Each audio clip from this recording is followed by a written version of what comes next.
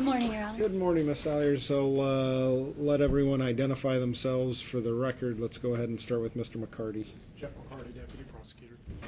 Stephen Rucker, courtesy appearance on behalf of Ms. Salyers. And I'll note that we took this up a couple of days ago. At that point, there was a request from Ms. Salyers to have her representation by Mr. Rucker come to an end, and he had also made the request.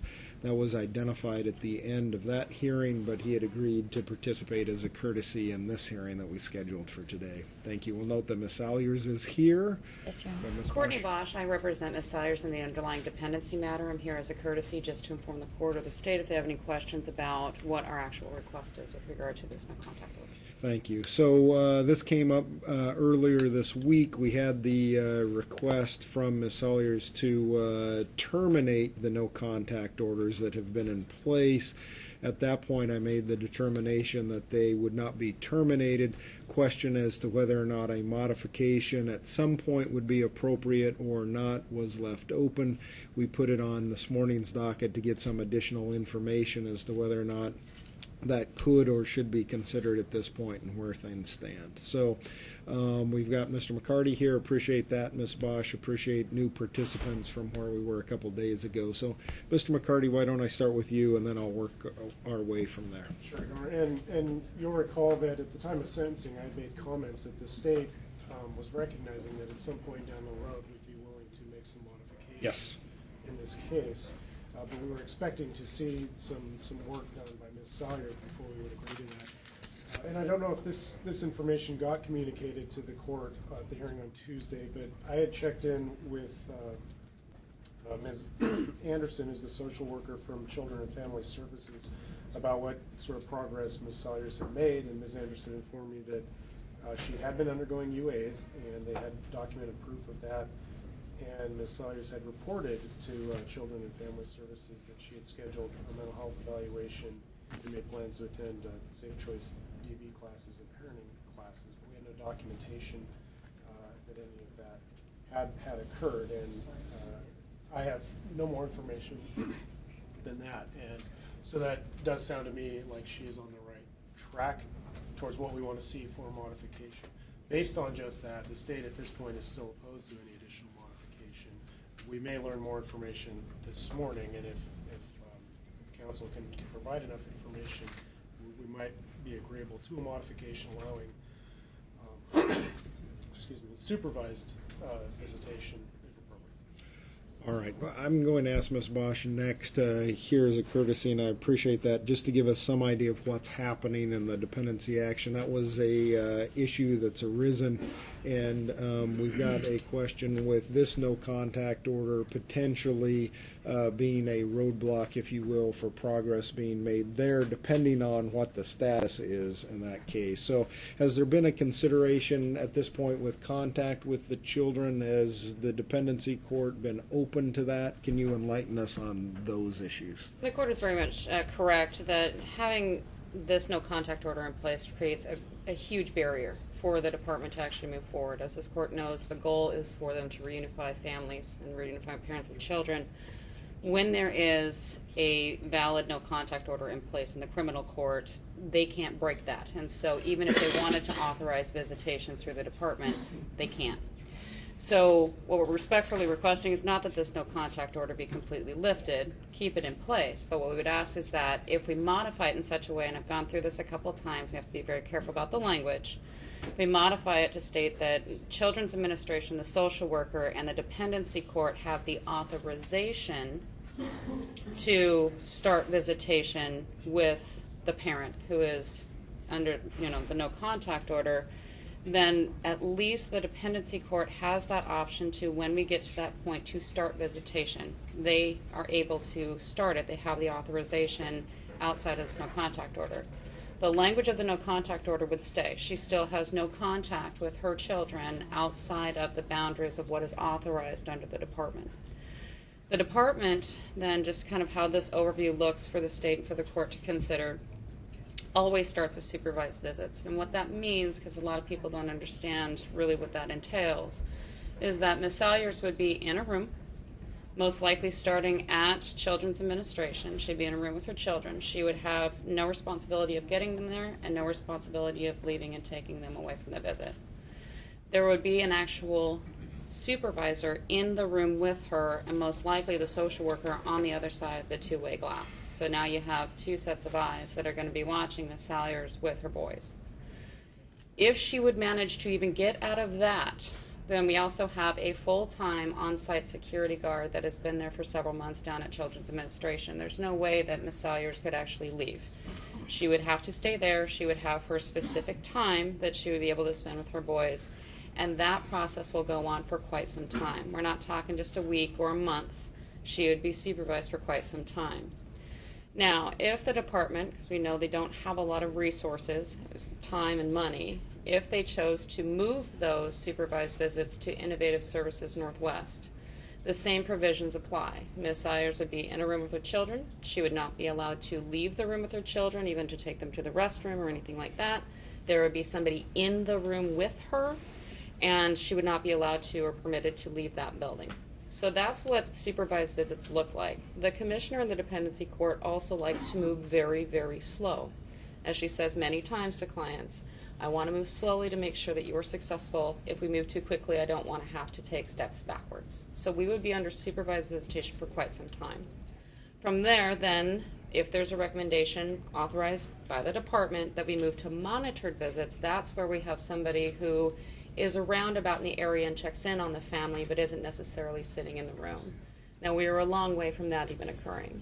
And I guess that's the next question I have for you. You mentioned your suggestion as far as modification of this order is concerned that would allow that to more easily and seamlessly move forward. But you mentioned that when we get to the point to start contact with the children, I guess that's my question.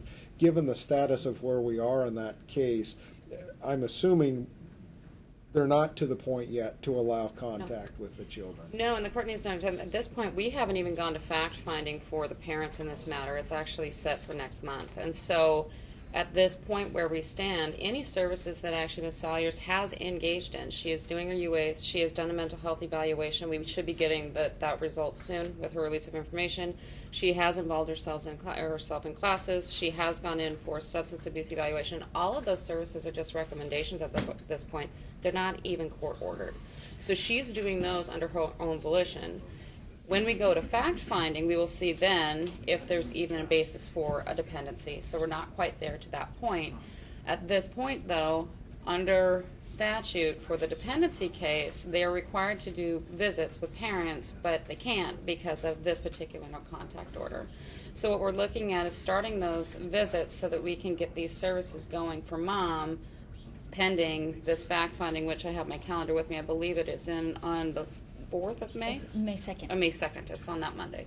So this is where we stand. Is we'd like to be able to have the authorization for when they can start those supervised visits, they are able to do so outside the confines of this no contact order.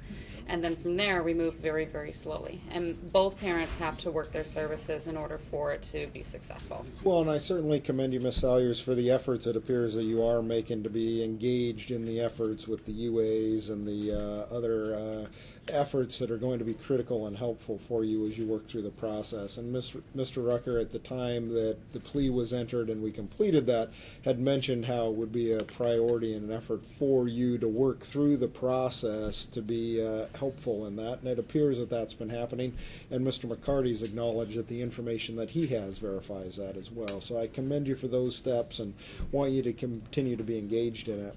I guess the last question I have, Ms. Bosch, is if we're not to the point to start the contact yet, are we putting the cart a little bit before the horse in this effort in this no contact order?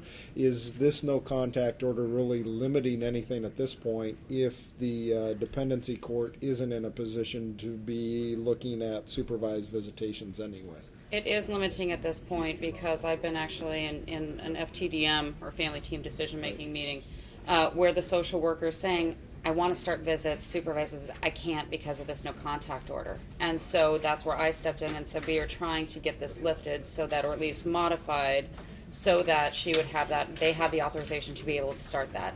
that is the feeling coming from the department, is they want to be able to start supervised visits. The children have been without their mother now for a couple months, and mom's been without her boys for a couple months, and they realize at this point mom has jumped on board. She's doing excellent. She started services. She's moving in that right direction, and we're ready to start those supervised visits as soon as we can get them set up.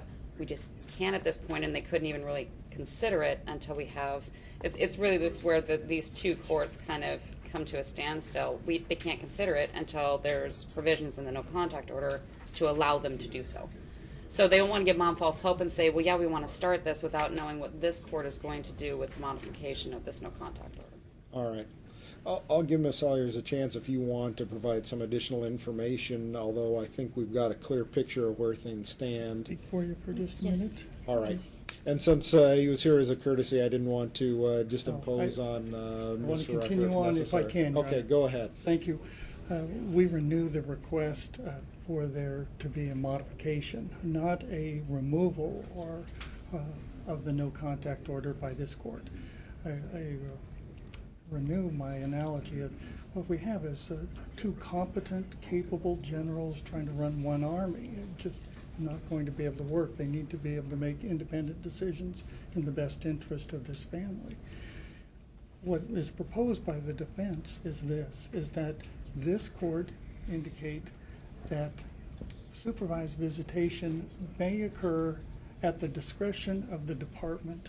This is the department that has the hands-on regular contact, the supervision capability, and the assessment of the needs of the parents and the children. The children are the priority. But for that order to indicate that there shall be no unsupervised visitation or dismissal of the no contact orders without further order of this court. That way the department can begin at their discretion to have the highly supervised, and that doesn't mean it happens next week. It could be a month from now before that unsupervised or that supervised visitation begins. That is our request. And we understand too, Your Honor, that at this point, given that discretion, we also know, and Ms. Salyers understands, should she decide to step out the confines of what the department says as far as how supervised visitation is going to look, or what she's going to do, not only does she face criminal sanction under this no contact order as modified, stiff penalties would come down in the dependency court, and she would take several steps backwards should she choose to step out of those bounds. So I understand the state's concern that, given the nature of why we have the no contact order, but we almost now have two courts on top of Ms. Salyers that would be providing sanctions should she decide at any moment that she didn't want to follow the rules. All right. Mr. McCarty, any position based on the information we've reviewed this morning? No, with that information, I'm going to defer to Your Honor's discretion on this. All right. It is a challenging circumstance for a variety of different reasons. The court has significant concerns for the safety of the children based on where we stand, Ms. Salyers. I'll note that certainly it appears you've made progress from the time that I first had you in court, and as I mentioned last time, this is a case where I think every time you've been in court, I've been the one that's been involved in the process and seeing what's happening. You've had, and I think the benefit of good legal counsel, both Mr. Rucker in the criminal case and Ms. Bosch as she's working through those issues.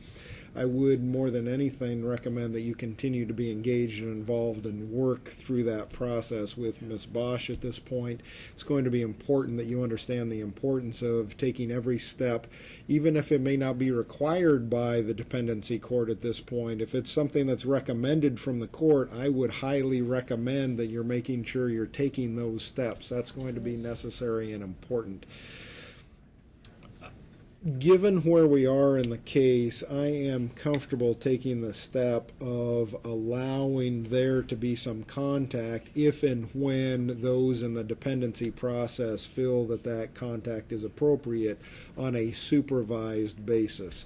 And so I would allow a modification of the no contact order with those parameters. Certainly there would not be a revocation of the order, and I would not be comfortable giving them broad enough discretion to to allow unsupervised contact, for example, before it was brought back before me and considered further. But as a step at this point to allow them to make that determination to allow supervised contact to happen, I would be in agreement to do that. We'd need to draft something appropriately for that. It's a little bit more specific and unusual than taking a memo to modify that as well. So I know, Ms. Bosch, you've indicated you've utilized some language in the past. Correct. I don't know if that's been reviewed by the parties at all or not at this point. Mr. I McCarty. would suggest if we could step aside for Yep. a moment and we'll get something right really quickly.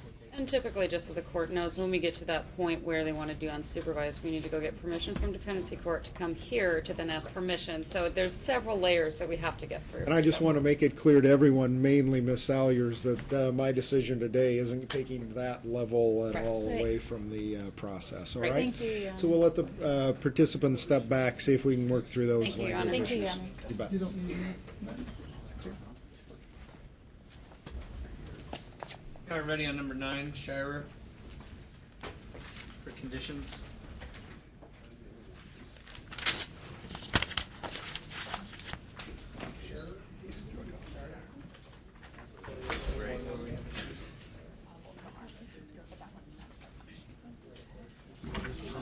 Just know for the purpose of conditions,